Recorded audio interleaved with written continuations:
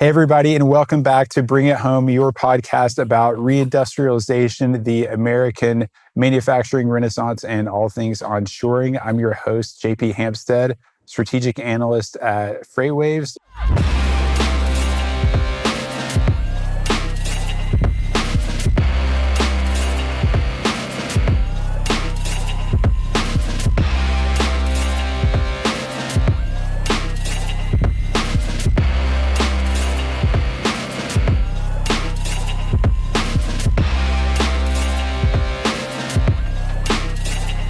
And I'm here with a good buddy of mine, Mike Baudendistel from SONAR. Mike, how are you doing? Doing well. Good to be on the show for the first time. Mike is a rail intermodal expert. At SONAR, he builds data products and supports customers that are looking to understand rail movements, volume, capacity, price, network fluidity, the sort of implications of moving freight back and forth from truckload to rail and vice versa.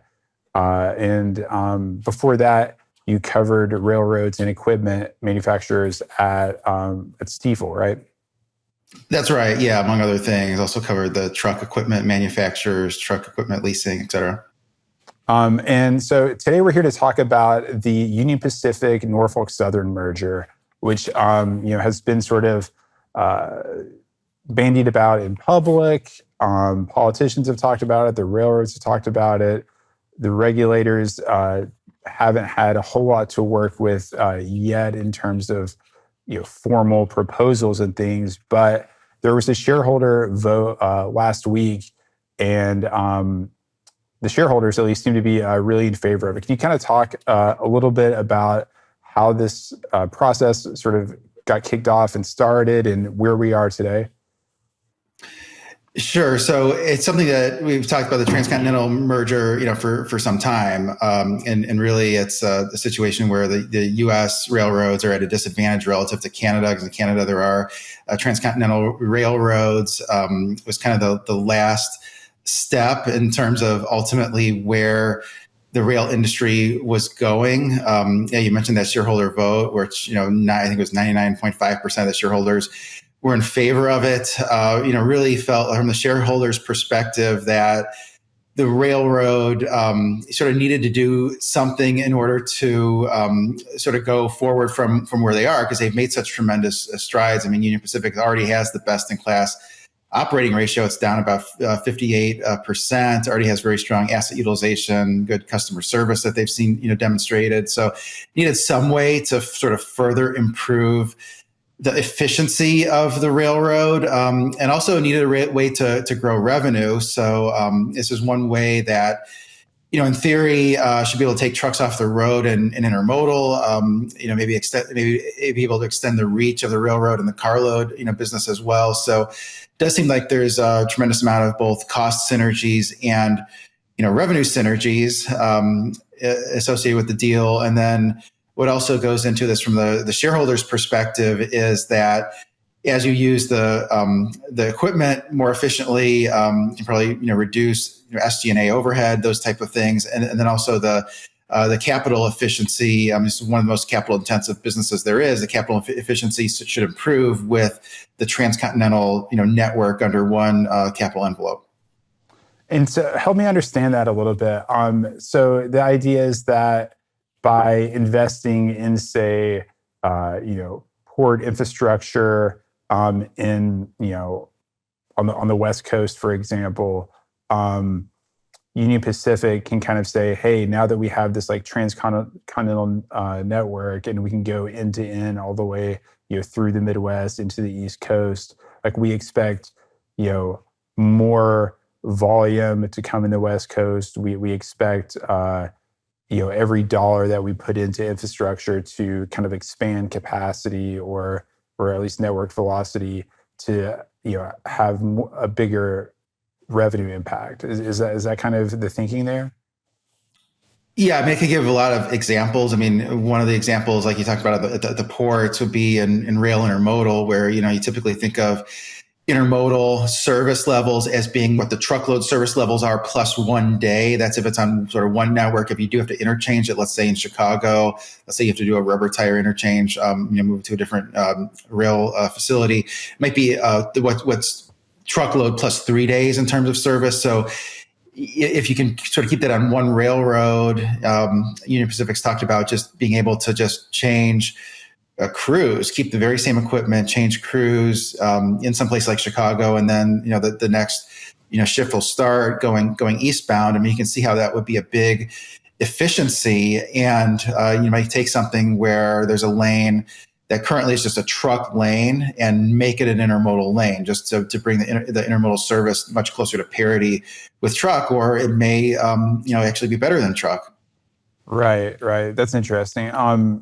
And so the shareholders are in favor of it. It seems to make quite a bit of financial sense. The combined entity, we're talking about a market cap exceeding $230 billion, something like that.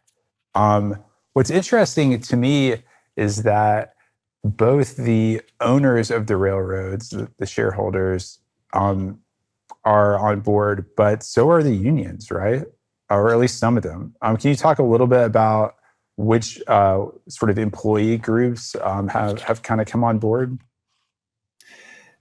Sure. So that was maybe something that was a surprise relative to when it was first announced. And so some of the big unions are on board, sort of namely that Smart TD, which used to be the UTU, which is conductors. And that's the biggest rail union. And it seemed like the unions maybe would be against it if it was not for the fact that Union Pacific has come to some agreements with those unions to essentially guarantee employment. Sort of they're promising not to cut workers as a result of this merger. At least union jobs for those particular unions. Those trades. I mean, there's some specialized skills there.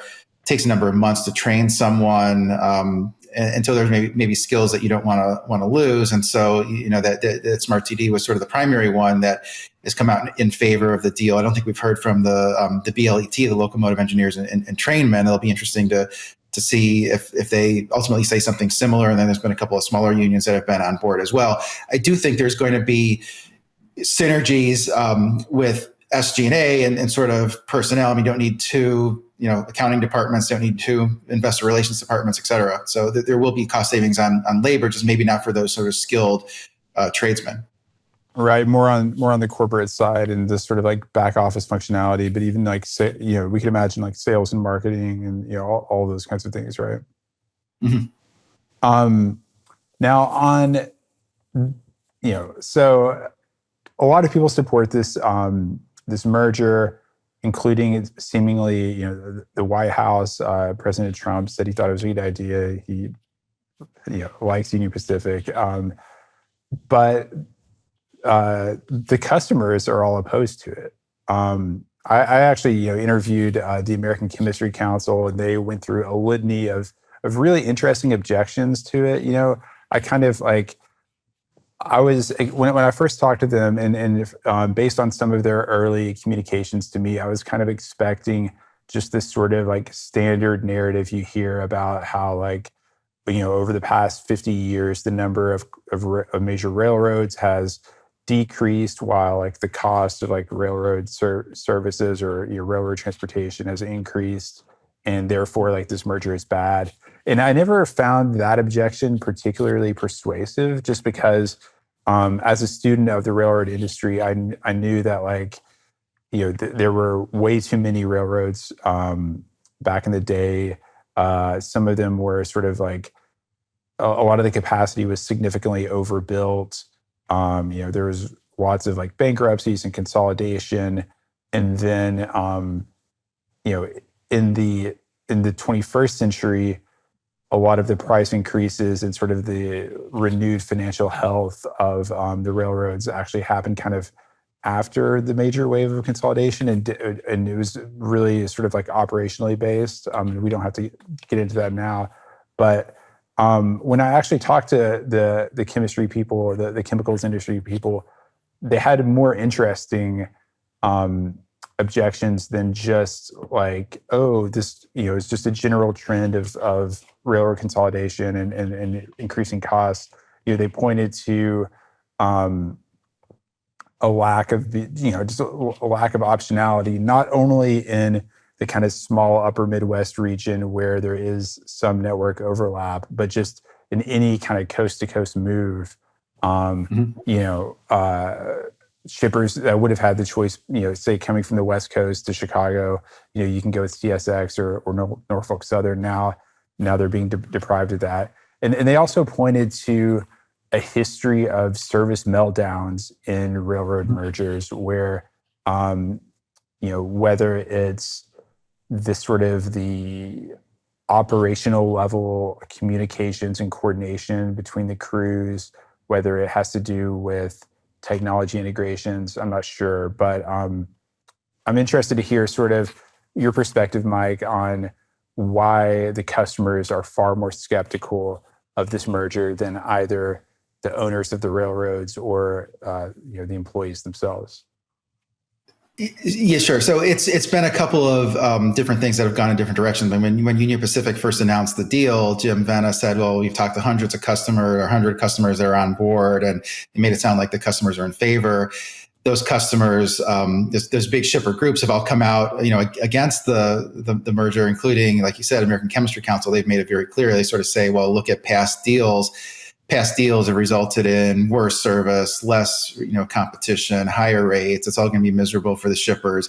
I think a degree of that is just posturing. I think the likelihood is that the deal is going to be approved by the Surface Transportation Board, basically based on the changing composition of the board, and also based on the fact that Union Pacific would not have announced this without extensive discussions with members of that board. They sort of talked about that as much on some of the public calls. And so I think what the shipper groups are doing is they're posturing to get concessions. I mean, there are going to be, things that the railroads will concede to the shippers as part of sort of the contingency for getting this deal approved. Union Pacific's budgeted in a certain amount. I think it was $750 billion for $750 million for the concessions. So I think the shippers are trying to get out of it what they can get out of it, and sort of it's easier to make that case when they say, well, how onerous this is going to be to them. Right. Yeah, I do think it's about concessions. It's interesting, the objectors to the deal make a lot out of the Surface Transportation Board's enhanced requirements for a merger. And that word "enhance" is in the rule. They're kind of saying that, like, the new threshold for railroad mergers is not only that they preserve the competitive landscape, but that they make railroads railroad capacity more competitive. Or they increase, they enhance competition, I think is the phrase. Do you think that language is going to be a sticking point, or how do Union Pacific and Norfolk Southern kind of get around that rule? Yeah, I think it could be. I think if there is a sticking point, it's probably just that. So the railroads have to demonstrate that this is in the public interest. Number one, they have to demonstrate that it enhances competition, doesn't just preserve competition, and they have to demonstrate that this couldn't just be achieved through partnerships. And right. In order to say, well, this enhances competition. There was a really interesting comment by Tom Sanderson at BNSF at the RailTrans conference. I wasn't there. I read one of the articles, but he basically said, well, the Union Pacific has been making the argument that enhances competition as far as intermodal is going to be more competitive with the highway. And I think that's true in a lot of cases, in a lot of lanes. That's true, but that's not the spirit of that doesn't seem to be the spirit of the rule. Exactly. So that was the argument he was making, is when you're just talking about the rail carload business, which is the portion of the business that is regulated by the Surface Transportation Board, it's much harder or maybe impossible to demonstrate that it actually enhances competition. I think Union Pacific would say, well, we can compete for a length of haul that's 2,000 miles from one place to another, where it just wouldn't have been pragmatic to compete for that. And it's going to make the, mining, more able to compete with the rest of the world, because you can have a longer supply chain and get it to the port faster. So now all of a sudden we're competing with the same products that are being mined in other parts of the world. Same thing, with agriculture. So, but in terms of just rail competition for most segments, I do think it's hard to demonstrate that. Right. Yeah. They're having to kind of extend the meaning of competition to say like, well, it'll make, sand miners in the middle of nowhere more competitive with the sand miners like on the other side of the world if they can like slightly lower their cost of like getting their goods to market and things like that. Which it seems like the STB, what they really mean is like this transportation marketplace itself, and especially within rail. There is a concept, and so, it's interesting, like, like you say, the composition of the STB board, the work that Union Pacific has already done, the statements made by some high-ranking members of the executive branch make it seem like, like there's just so much momentum behind the deal that an inconvenient little phrase like that may not be enough to stop it. But as you say, the shippers are looking for concessions. One of the things that the chemicals industry was really interested in was sort of really broadening the concept of reciprocal switching. And so I think currently, and you know far more about this than I do, Mike, so correct me if I misstate this, but as it stands today, a shipper that is sort of beholden to a single Class 1 railroad kind of has the right to ask that railroad to transport, if there's another terminal or another, spur or a place to get onto a different Class 1 railroad, I think maybe within 100 miles or something like that of their facility, they kind of have the ability to ask the only Class 1 that actually serves their facility to move their goods to the other railroad. And that's supposed to sort of, again, provide optionality to the shipper. What the chemicals industry is proposing is that reciprocal switching be extended along the full length of haul of the journey, so that anytime a shipment on, say a Union Pacific train approaches the network of a different Class 1 railroad, the shipper can say, hey, like this is a good place for us to switch. Can you go ahead and like switch us over there? And that would kind of, I'm interested in what you think about that and like sort of how plausible you think that concession is and whether it may be granted, because it seems like it would sort of undercut a lot of what Union Pacific and Norfolk Southern want to do when they talk about competing for, really long lengths of haul. Yeah, it doesn't sound pragmatic to me. It seems like that would just introduce a great deal of inefficiency, because like a chemical industry, a lot of it is on manifest trains, and so you have a train with lots of different, commodity groups that go through classification yards, which are a big part of the inefficiency there. So if you have to take, stop at a yard to sort certain customers' rail cars into something else, and it just seems like that would really introduce a degree of inefficiency there. So I don't think they're going to get that. I do think that it's possible that they will, expand definition of reciprocal switching and those things. I believe in Canada there's a little bit, longer mileage band, like you described it well. But I think in Canada it's a little bit longer length of haul, where they have to quote the competing railroad. I think it's shorter in the U.S. So ultimately, that may be what they're going for, is a little bit of expanded definition of reciprocal switching, but saying that they'd have to quote it absolutely anywhere throughout the network. That seems like a bridge too far to me. What are the other sorts of concessions that these shippers might be pursuing? I mean, it could be certain things like rates. I mean, I think on kind of an extreme example is you just look to Canada and say, well, in Canada, grain travels, at least a portion of the grain is regulated. It travels under a Canadian grain revenue entitlement, and there's escalators in there, but maybe it goes up, 2% a couple of years and then 3% a couple of years, and it sort of limits how much the railroads can take up the price of grain. I mean, it's possible that some shippers, look at that and say, well, wouldn't that be great for corn going out of the Midwest, considering that there's no way to move corn long distance without the railroad if there's not a river there. So there could be certain things on rates as well, or certain thresholds for service levels, make it easier to contest rates when they're not getting the service levels that they had bargained for, or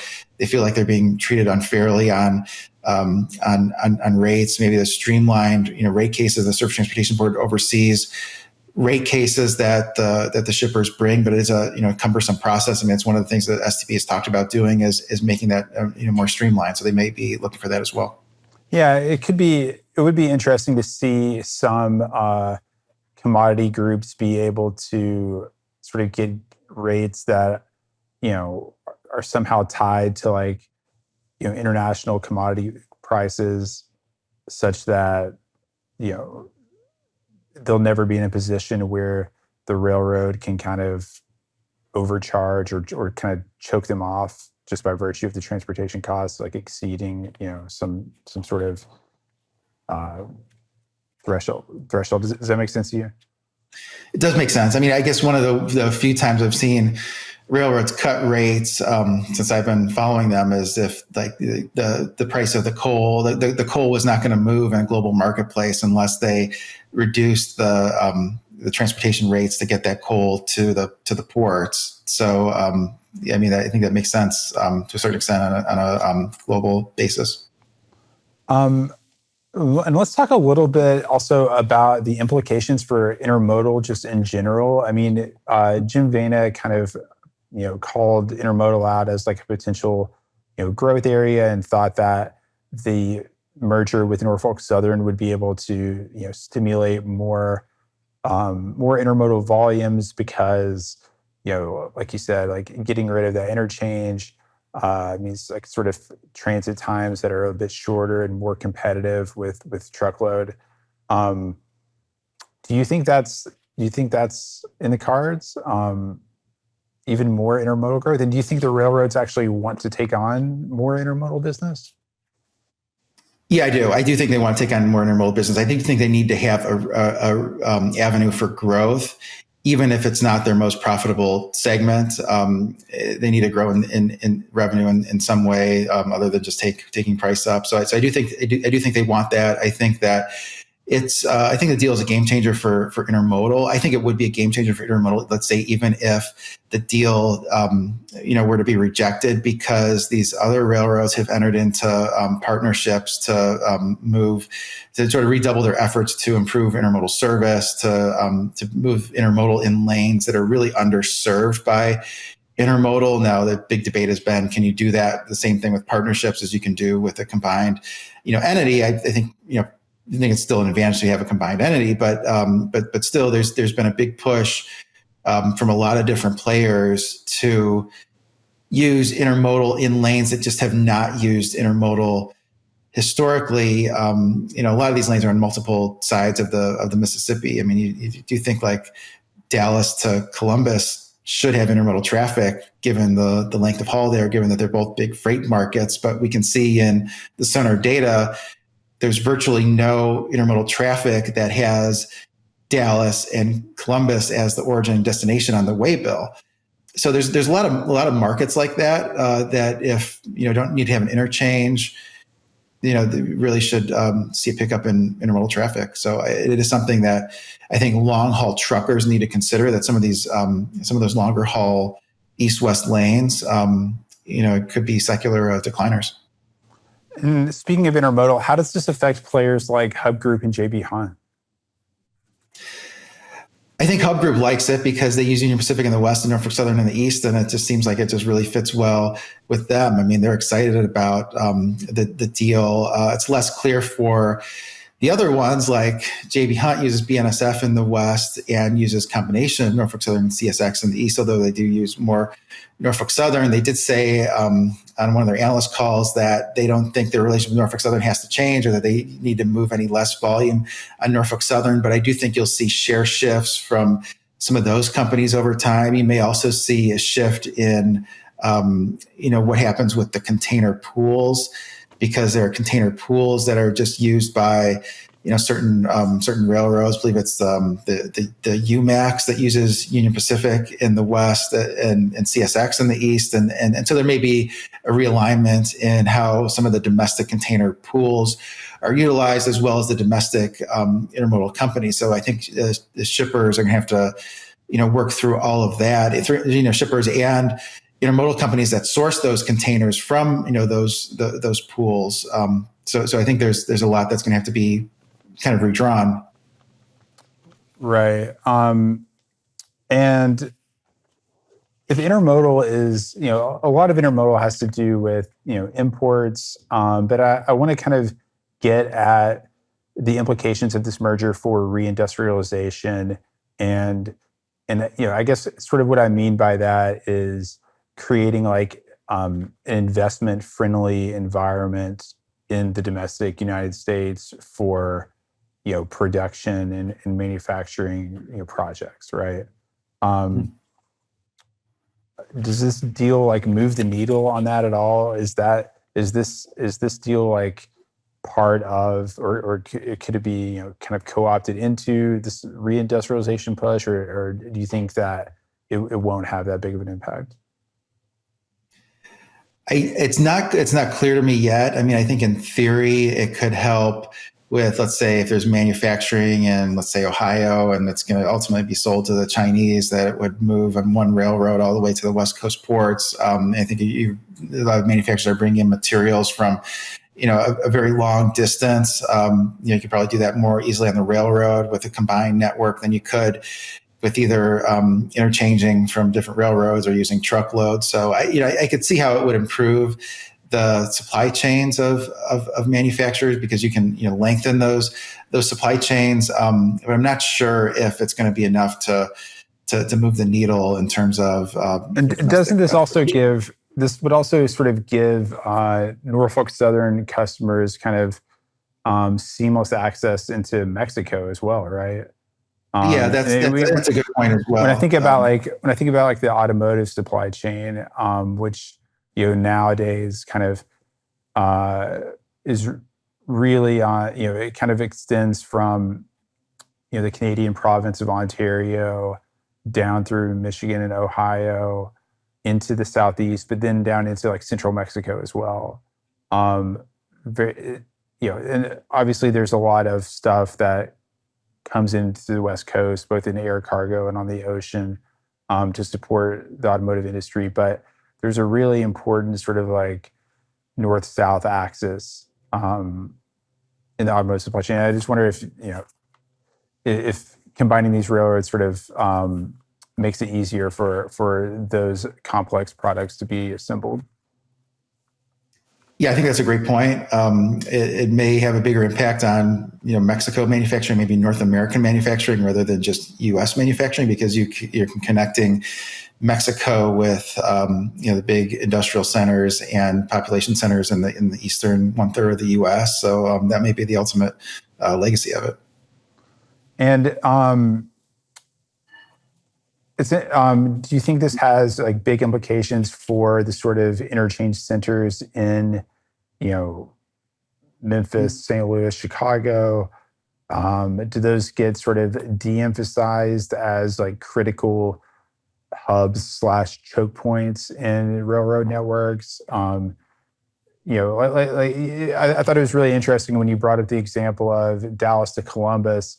It almost seems like by combining these networks, we can sort of dilute or deconcentrate a lot of intermodal traffic, since it won't have to be routed through these like complex interchanges anymore, and it can actually and so like there's a benefit to the transit times simply by not having to have the freight moves from one train, one railroad's train to another railroad's train.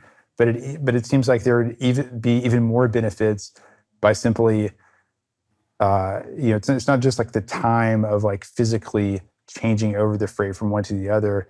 By not having to take that route through those facilities or through those markets, you can almost get a more distributed point-to-point intermodal network. Rather, does that make sense? Instead, because it seems like today the vast majority of intermodal traffic is concentrated on a few really big lanes, and it's fascinating to think about how that could change in the future, and and basically how intermodal could actually be like more point-to-point. Yeah, I think that's right. I think anytime you can avoid Chicago is probably a good thing. That tends to be the most congested point in the intermodal network because all the railroads go through there. That's usually kind of the big pain point. I thought Union Pacific brought up some good examples of even if you're still used to Chicago, that there's still a benefit there. But I think you'll initially maybe see more volume through like a St. Louis or a Memphis or New Orleans, but then eventually I think like you said, there might be another hub that emerges, or just maybe a good place for the hub would be like Columbus, because it's kind of centrally located as far as economics are concerned, and then also like you said, I mean, more point to point. Some of the railroads are trying to make Louisville a bigger deal and launch more lanes from let's say Louisville to the West Coast. And we can see in our SONAR data, almost all the Louisville traffic is international intermodal traffic, which is sort of counterintuitive, but the domestic is almost starting from zero. So there's a lot of exciting things I think happening in intermodal potentially as a result of this. So what are the next steps for this merger process? What can we sketch out kind of like a tentative timeline for when we should expect kind of further milestones in this merger? Yeah, so Union Pacific is working on their application. It's this really long application. I believe they're trying to get that done in December at some point. Saw that Jim Venn is planning to review the entire thing, word for word. So that'll take up some of his valuable time. And then from there, I believe the STB has these applications. I mean, this is like a 1,000-page thing that has like every little concession, every little sort of point of interest and thing that has to be like adjusted or accounted for. Like these are like, this will be a really fascinating, comprehensive document with, that will, people like you and I will be able to chew over for a long time. Is that, I mean, it's not like a pro forma, like quick sort of, 10-page thing. Yeah, that's right. It's a very extensive sort of formal document that's going to be submitted to the Surface Transportation Board. And then the STB, believe they have like 12 to 18 months, something like that, to consider it. The Surface Transportation Board still has to confirm some of the new members, like Dick Closter, which is nominated by President Trump. He knows the rail industry very well, the rail equipment industry very well. So it'll be interesting to see his insight as far as asset utilization specifically, among other things. So there's that has to happen, and then shippers get to respond in these public hearings in Washington D.C. And I think it's pretty clear the American Chemistry Council have plenty to say, but I think a lot of these other shipper groups will too. I don't think there'll be a lot of individual shippers. I think they will mostly go through these shipper groups. They always say they don't want to be like retaliation if they go and say I'm XYZ shipper, but you don't have that if you go through the NIP League or Freight Rail Alliance. Right. Yeah, I didn't mean to interrupt. Go ahead.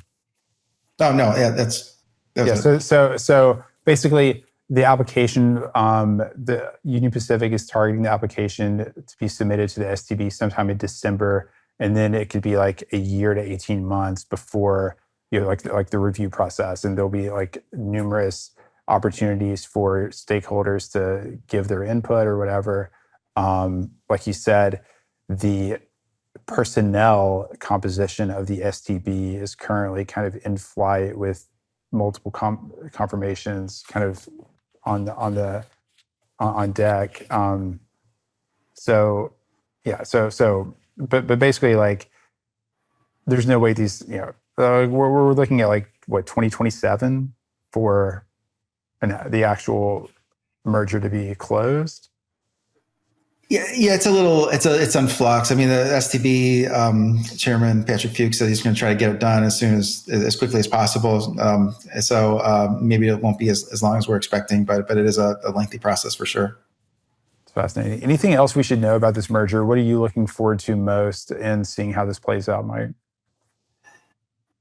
I think it'll be really interesting to see if there are any sort of concrete examples of ways that supply chains change that just it wasn't in the cards before. Like, I'm thinking about things like there's coal mines in Colorado and Utah, and is any of that coal going to go out through the East Coast ports of Baltimore and Newport News to make its way to Europe as a result of that, which just wouldn't have been possible before then. I'm interested to see specifically and just the as far as intermodal and what that means for long haul trucking. If you'll see the sort of probably see the average length of haul for truckers shift and change the lanes that they're concerned about, and whether this kind of spurs intermodal as kind of a growth area again.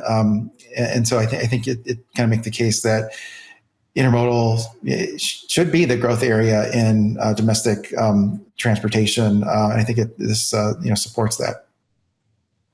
Mike, thanks so much for coming on the show. As always, you can find us at bringithome.us on Apple Podcasts.